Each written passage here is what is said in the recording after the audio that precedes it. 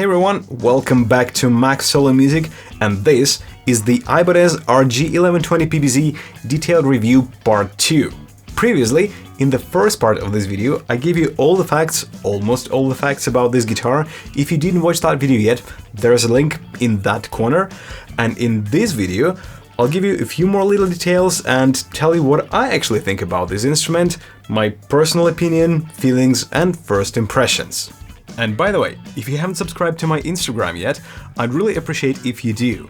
That's where you can find beautiful close-ups of guitars, quick shootouts and demos on many different things, as well as regular updates on what's going on here and what I'm currently working on. Alright, now back to the video. Here's the list of guitars I reviewed so far and penalty points they received. The 1120PBZ has got 4 penalty points, which is exactly the same amount as its predecessor, the RG1070PBZ I reviewed last year. Well, I was hoping for an improvement, but it didn't happen. Well, maybe next time, but anyway, 4 penalty points is actually a very good result. And as always, the position in this list doesn't imply that a certain guitar is better or worse than other guitars listed here. It just tells us that some guitars may have slightly more unexpected little things about them than the others. This guitar is available in 2 different colors: charcoal black burst, inherited from the RG1070PBZ, and the new one, Caribbean eyelet flat. And other than the look itself, there is one significant difference. The newer finish is satin, while the other one is a high gloss finish. I've played both of these guitars, and they actually do have a slightly different feel to them. And here comes the part in which I usually talk about some random issues I found in the instrument. But this guitar doesn't seem to have any, so moving on. What is the total length of this guitar? Well, let's find out. It is 99 centimeters or 3 feet 3 inches, which is slightly longer than a Stratocaster, but still should fit into any average gig bag. Let's check the tuning machine's gear ratio. Count with me. 1, 2, 3, 4, 5, 6, 7, 8, 9, 10, 11, 12, 13, 14, 15, 16. It is 16 to 1.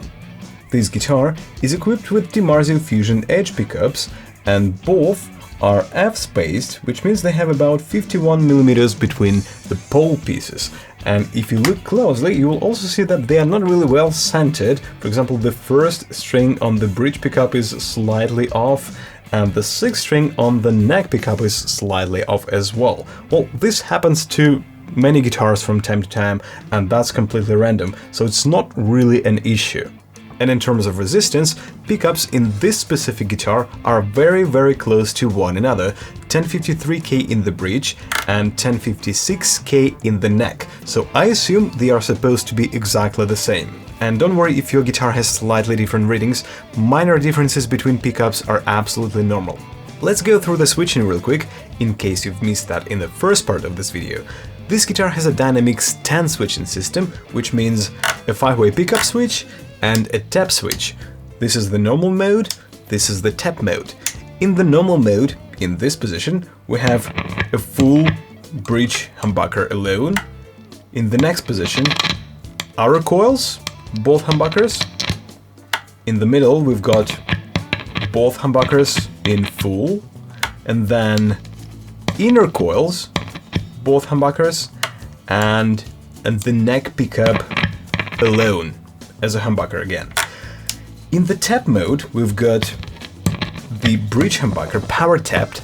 What it actually means is that a low-pass filter is applied to one of the coils. It is wired in parallel with the capacitor, and the sound of that coil gets warmer. Just listen to the difference. Here it is power tapped, and now normal.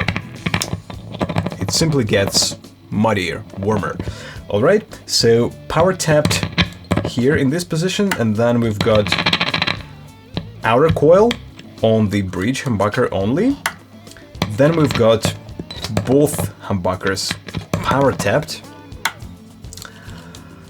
inner coil on the neck pickup, and neck humbucker power tapped. You won't be able to find DiMarzio Fusion Edge pickups in stores and buy them separately. because they were designed specifically for Ibanez Iron Label guitars and later spread to other series like Premium. We don't know much about them, there are no specs at the official website, at the official DiMarzio website. The only thing we know is that they have ceramic magnets. The volume knob on this guitar is tight-ish, I would say, but not too much, so these kind of things are still easily doable. Now, what do I actually think about this guitar? I can't stop comparing it to the RG1120PBZ that I reviewed last year and that I still have, because this is like a direct line of evolution, a parent and a child. I was expecting some improvement, and it did happen in some areas, while in some other areas Ibanez kinda took a step back, and I really wish they wouldn't. I'm talking about the very nice case the 1070 came with in the first couple of years of production. I'm talking about the real thick, solid top, which doesn't exist here anymore. But in terms of available sounds and versatility, the 1120 definitely wins with its dynamix 10 switching system and 10 available sound options versus 5 on this guitar. It also wins from the noise perspective, because DiMarzio Fusion Edge are definitely an improvement compared to Air Norton and Tone Zone in this guitar. Ibanez also went back to more traditional tone widths with maple neck and ebony fretboard versus Benge and God knows what in this one. The pickup configuration has changed, and as of now, which is December 2020, there is no Ibanez premium guitars with HSH pickups. This is the flagship and it has 2 humbuckers. So which one is better? I don't know, I really like them both. Both are good guitars, both cover the RG range of sounds really well. Well, probably the 1120 does that slightly better with its 10 sounds, but at the moment I think I am sticking with the 1070, because it kind of has slightly more value. The case it came with, harder stainless steel frets, just slightly more value. At the same time, it doesn't make this guitar any less nice than it already is. As a matter of fact, I think this guitar is more ready for gigs than the other one because of the noise issue with pickups. Just plug and play. With that said, the RG1120PBZ does feel like a guitar of its price range. It has all, as some would say, bells and whistles a guitar of this price range should have, with an exception of a hard case. And I really hope that Ibanez will bring it back at some point. Where would I place this guitar on a scale from a Strat to a Les Paul? Well, probably somewhere in the middle, because this Ibanez is kinda capable of doing a little bit of everything. As always, I'll just play the same riff on this guitar, on my American Strat and on a Les Paul kind of guitar, and you tell me where would you place it. Agree or disagree with me in the comments below.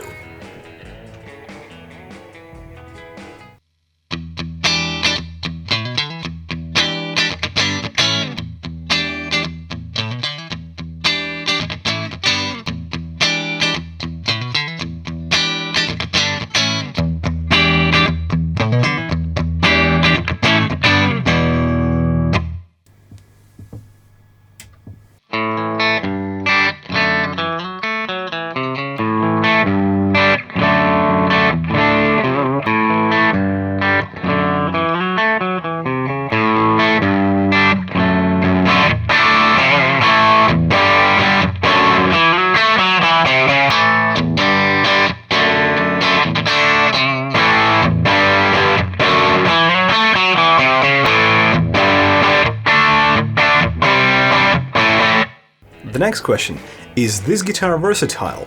Well, as I mentioned before, it can do a little bit of everything. No, it will not replace a Strat, and it doesn't look like a Les Paul, but it can do many things in between. So yeah, I would say it is very versatile. Can I imagine myself playing an entire 2-3 hour show just using this guitar? Well, it has all the sounds I need, and the tuning stability is great, so yeah, I do trust this instrument. I believe it can survive a gig like that, and I definitely can imagine myself playing a show like that just using this guitar alone. Would I change anything in this guitar if I were you? Well, I would just do the noise control, harp at the headstock, I would just probably use the string damper or Velcro, and I would mute the springs on the back, because that is one of the most annoying noises you can get from a guitar with a tremolo. For more details, check my noise mechanics video, and as always, I'll give you a link to the string damper in the description below. Would I change anything in this guitar for myself personally? Well, this guitar has pretty much everything I need, so I would only do a couple of little things like strap locks to make this guitar compatible with my straps, and there is space for push-pull here, which I would use for, I don't know, maybe phase switching or something like that. Speaking of the setup, the egde-zero tremolo, just like any other Floyd Rose style system, is not the easiest thing to set up. So before you can do it efficiently, you need to spend some time and figure out exactly how it works. It is a long story, and I may be touching the question of setting the tremolo like this in some other video in the future, but you guys let me know if you would be interested in something like that. Just for the sake of the experiment, I've set the action on this guitar to what most people would call low. It is much lower than I would usually set it for myself, but this is not the limit. This guitar can go even lower than this. So we've got about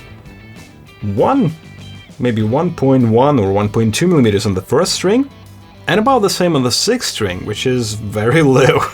And just to be sure, it is about the same on the third string as well. There is no dramatic fret buzz or anything, it is still very much playable, and the action can go even lower. And the last thing, the string height on the first fret is good. It is pretty much where it is supposed to be. Not too high, not too low, just right. Okay, that's it for now. Thanks for watching, and stay tuned for the next video. Hey, you've reached the end of the video, and I really appreciate that. I hope you enjoyed it. I actually want to get to know you guys, so before you go, please leave me a comment below, just say where you're from, what is your favorite guitar or guitar pedal, and how you came across my channel. If you want to support what I do, other than Patreon, there's another easy and free way to do that. Simply show this video to one of your guitar friends who it may be interesting to, and share it, the video, not a friend, in guitar groups and communities on social media. There's never too many views, and that would really help me a lot. And other than that, thanks again, and I'll see you in the next video someday soon.